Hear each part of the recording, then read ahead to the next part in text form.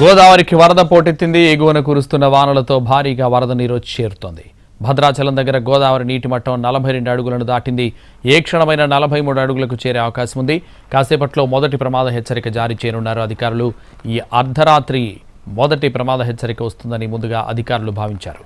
అయితే ఛత్తీస్గఢ్, ఒడిశా నుంచి భారీ వర్షాలు కురుస్తున్నాయి. దాంతో గోదావరి ఉపనది శబరి నదికి ఉప్పొంగి పారుతోంది.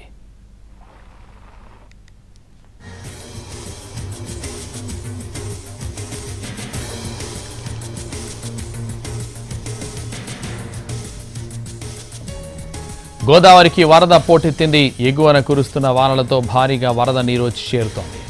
భద్రాచలం దగ్గర గోదావరి నీటి మట్టం 42 అడుగులను దాటింది. ఏ క్షణమైన 43 అడుగులకు చేరే అవకాశం ఉంది. ఇదే విషయానికి సంబంధించి మరింత సమాచారం మా ప్రతినిధి భూపాల్ ఫోన్ లైన్ అందిస్తారు. భూపాల్.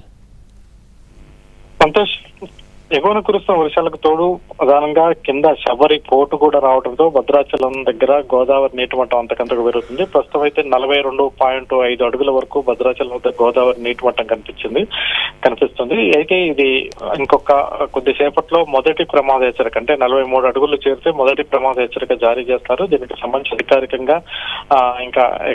అధికారికంగా ధృవీకరించాల్సి ఉంది. ప్రధానంగా ఇటు పైన ఎగువన అంటే మొత్తం ఛత్తీస్గఢ్, మహారాష్ట్ర ఒక పాయ అటు నుంచి వస్తున్న వరద వల్ల కాళేశ్వరం నుంచి మేడిగడ్డ, తుపాకులగూడెం, ఏటూరు నాగార్ నుంచి భారీగా వరద వస్తున్న పరిస్థితి. అదేవిధంగా దిగువన శబరి నది, ఈ శబరి నది అటు ఛత్తీస్గఢ్ ఒరిస్సా రాష్ట్రాల నుంచి వస్తుంది. అయితే ఇది దిగువన గోదావరిలో పడుతున్న నేపథ్యంలో శబరి గోదావరి సంఘం వద్ద ఎగపోటు వేసే పరిస్థితి. దీంతో కిందికి గోదావరిలో మొత్తం నీళ్లన్నీ కిందికి వెళ్తున్నప్పటికీ ఆ స్పీడ్ తగ్గింది. ఆ స్పీడ్ తగ్గడం వల్ల ప్రమాద హెచ్చరిక ముందే వస్తుందని చెప్పవచ్చు. ఈ అర్ధరాత్రికి మొదటి ప్రమాద హెచ్చరిక వస్తుందని ముందు అధికారులు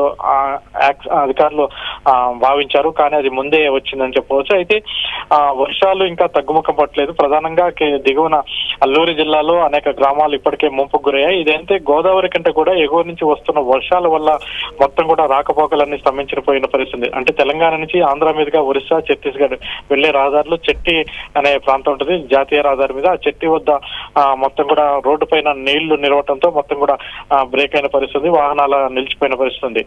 ఈ నేపథ్యంలో ముందస్తు అంటే గతంలో కంటే ఎక్కువగా ఈసారి మాత్రం ముందస్తు జాగ్రత్తలు తీసుకుంటున్నారు. గత వారం 10 రోజుల నుంచి జిల్లా అధికార యంత్రాంగం అంటే జిల్లా కలెక్టర్ పాటిల్, అదేవిధంగా ఎస్పీ రోహిత్ రాజు దీన్ని పదే అంటే గోదావరి వరదల నుంచి పర్యవేక్షణగా, గోదావరి వరదల నుంచి ఎటువంటి పునరావాస కేంద్రాల గురించి కానీ ఏమైనా అవసరమైనప్పుడు వాటి గురించి ఏర్పాట్లు అయితే ముమ్మరంగా చేస్తున్నారు. ప్రస్తుతం అయితే మొదటి ప్రమాద హెచ్చరిక చేరువలో ఉంది. అయితే ఇది రెండవ ప్రమాద హెచ్చరిక దాటి కూడా రావచ్చని అంచనా వేస్తున్నారు. సంతోష్. Thank you Bhupal.